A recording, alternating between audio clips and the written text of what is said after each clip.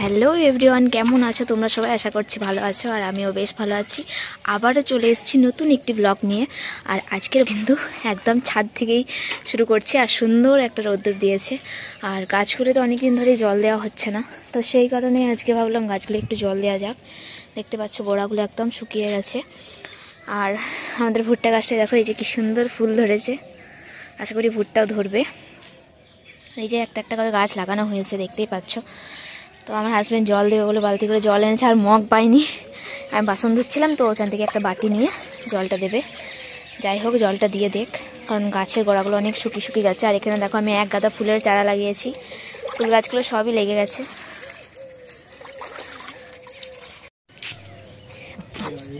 দেখো গাছগুলো কত সুন্দর লাগছে, হালকা রোদ্দুর দিয়েছে, তার জন্য রোদের ফিল নিচ্ছি বন্ধুরা।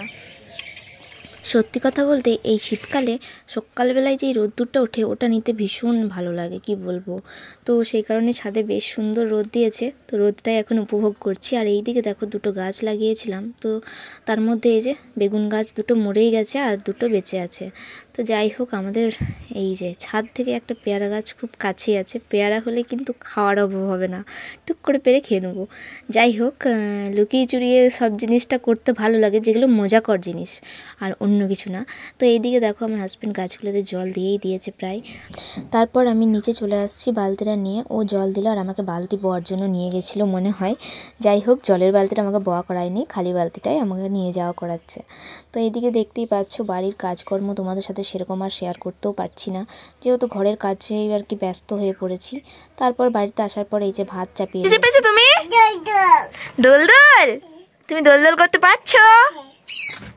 এদিকে দেখো আমার ভাত ফুটেই গেছে। আর রোজকার জীবনে সত্যি কথা বলতে রোজ রোজ সেই একই ভিডিও তোমাদেরও হয়তো দেখতে ভালো না লাগতেও পারে, কিন্তু আমি যেই রোজ রোজ যেই কাজকর্মগুলো করে থাকি সেগুলোই তোমাদের সাথে শেয়ার করি। অন্যরকম কাজকর্ম আমি সেরকম কিছুই করি না। আর যদিও দুটো একটা ওই বাড়িতে করে থাকি বা ওই ধারে, কিন্তু সেই সময় হয়তো ক্যামেরা অন করতে পারি না। তো যাই হোক, এখানে আলু ভাতে হবে, সেই জন্য পেঁয়াজ লঙ্কা খড়িয়ে নিচ্ছে, আদা রসুন বেটে নিয়েছি। যাই হোক, তরকারি হলে আমাদের সব তরকারিতে আদা রসুন বাটাটা দেওয়া হয়ই মূলত, মানে এটা আমার শাশুড়ির কাছ থেকেই শিখেছি। তো যাই হোক, ওইদিকে তো দেখতেই পেলে এখনও অনেকগুলো কাচাকুচির আছে। আসলে চান হয়ে গেছে, কিন্তু কাচাকুচি করা এখনও হয়নি। তবে আঁচটা দেবো, তারপরে ভাবছি কাচাকুচিটা করতে যাব। মানে ভাতটা হওয়ার পর তো আবার আঁচ দিতেই হবে, তো সেই কারণে ভাবলাম আঁচটা দিই, তারপরে আবার কাচাকুচিটা করব। আজকে হাজব্যান্ড ঘরেই আছে, কাজে যায়নি, তো সেই জন্য একটুখানি বেশ গল্প করতে করতেই সময়গুলো কাটছে। আর এদিকে দেখো পেঁয়াজ আর আজকে শুকনো লঙ্কা দিয়েছি। আজকে একটু অন্যরকমভাবেই খাবো ভাবলাম। প্রত্যেক দিন তো মুখের স্বাদটা এক হলে ভালো লাগে না, একটু আলাদা রকম হলেও বেশ ভালো লাগে, তো সেই জন্য শুকনো লঙ্কাই দিয়েছি। শুকনো লঙ্কাটা বেশি খায় না, কারণ শুকনো লঙ্কায় বেশি গ্যাস হয়, তো সেই কারণে শুকনো লঙ্কা খায় না।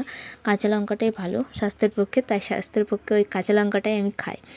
যাই হোক, আমার জন্য সবাই খায়। এদিকে দেখো লাউ মুসুরির তরকারি, তো লাউটা অনেকটা হয়ে গেছে, সেই কারণে প্রথমে ভাবলাম একটুখানি ফুটিয়ে নিব, তারপর আর কি ঢাকাটা লাগাবো, তাহলে সিটিটা যখন পড়বে তখন বেশি আর কি পড়বে না। আসলে এইটুকুন প্রেসার কুকার তো, এটা তো আদির জন্য আনা হয়েছিল, তবে ঘরের কাজে খুব ভালোভাবে ব্যবহৃত হচ্ছে। আর এইদিকে দেখো কয়েকটা ল্যাঠা মাছ রয়েছে, সেগুলো আদির জন্য ঝোল করব। আর আমাদের এই যে চুনো মাছের ঝাল দেওয়া করব, সেই জন্য চুনো মাছ নিয়ে এসছে। ওই তো বললাম আগের ভিডিওতেই যে চুনো মাছটা আমাদের এখন অনেক ফেভারিট হয়ে গেছে, তো সেই কারণে চুনো মাছের ঝাল দেওয়া হবে। আবার আমাকে কিন্তু সর্ষে বাটতে হবে। আর আদির জন্য দেখো মা কয়েকটা মাছ নিয়ে এসছে আবারও। তবে এই মাছগুলো যা ছোটো ছোটো কাঁটা, তো কী আর বলবো বন্ধুরা, আদির গলায় লেগে গেছিলো সেদিনকে। তো নিচে থেকেই সে গলা থেকে কাঁটাটা বার করে আমাকে দেখাচ্ছে, আর আমি তো তখন অবাক, মানে আমার তখন ভয়ে বুক কাঁপছে। একমাত্র ভয় লাগছে আমার হাজব্যান্ডকে, সে আমাকে কী বলবে না বলবে। তো যাই হোক, ঠাকুরের কৃপায় কাঁটাটা বেরিয়ে গেছিলো, আর সেরকম আমাদের কোনো কষ্টও হয়নি। তো সেই দিন থেকেই আমি আর এই ছোটো মাছ একদমই খাওয়াচ্ছি না, আর খাওয়াবও না। আর এখানে দেখো কড়াই চাপিয়ে দিয়েছি, পোড়া তেল দিয়েছি, মানে আগের দিন হয়তো মাছ ভেজেছি, সেই পোড়া তেলটা ছিল।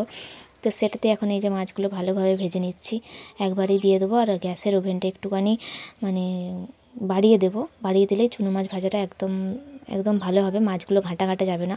আর কড়াইটা অনেকটাই তেতে গেছিলো, তারপরে মাছগুলো দিয়েছি, আর না হলে তো কড়াইয়ের মধ্যে লেগেই যাবে, তো সেই কারণে আর কি ওইভাবেই করেছি। আর তারপরে ফাইনাল রেজাল্ট দেখো, একদম মাখা মাখা করেছি মাছের ঝাল দেওয়া। আর এদিকে আদির ঝোল হয়েছে, আবার একটা দেখছি কী কুটো পড়ে গেছে। তো যাই হোক, এদিকে এই তরকারি হয়ে গেছে আর ওইদিকে লাউ মুসুরির তরকারিও কিন্তু হয়ে গেছে। খুব তাড়াতাড়ি রান্নাগুলো হয়ে গেল, যেহেতু প্রেশার কুকারে করেছি লাউটা, নাহলে ওটা সিদ্ধ হতেই অনেকটা সময় নিয়ে নিত। তো গ্যাসে আমি যদি কোনো কিছু সিদ্ধ জিনিস করি তখন ওই প্রেশারটাতেই সিদ্ধ করে নিই, কারণ গ্যাসটাও বেশি পুড়বে না, কম পুড়বে, আর আমার রান্নাটাও খুব তাড়াতাড়ি হয়ে যাবে। আর এদিকে বাসন টাসন সব ধুয়ে নিয়ে চলে এসেছি। ঘর পিঠে তো ভালোভাবে ঝেঁটিয়ে দিয়ে গেছিলাম, আর কয়েকটা ছিল কাচাকুচি করা, সেগুলোই এখন কেচে নিয়ে এলাম। দেখতে পাচ্ছ এখনও জল ঝরছে। আমার এই অভ্যাসটা আর গেল না। তো যাই হোক, এখানে আদিকে খাইয়ে দিয়েছি দুপুরবেলা। খাওয়ানোর পর আর সেরকম কোনো কিছু ভিডিও শ্যুট করতে পারিনি, তার জন্য সরি। তো যাই হোক, ভিডিওটা তোমাদের কেমন লাগলো অবশ্যই কিন্তু কমেন্ট করে জানিও, আর ছোট্ট করে একটা লাইক করে সাবস্ক্রাইব করে আমার চ্যানেলটার পাশে থেকো। পরের কোনো একটি ব্লগে আবারও দেখা হবে। আর তোমাদের ভিডিওগুলো কেমন লাগছে অবশ্যই কমেন্ট করে জানিও, নাহলে কিন্তু আমি জানতে পারছি না। আর তোমরা অবশ্যই মানে কী বলবো, আমাকে অনেক অনেক ভালোবাসা দিও। তো আজকের মতন ভিডিওটা এখানেই শেষ করলাম।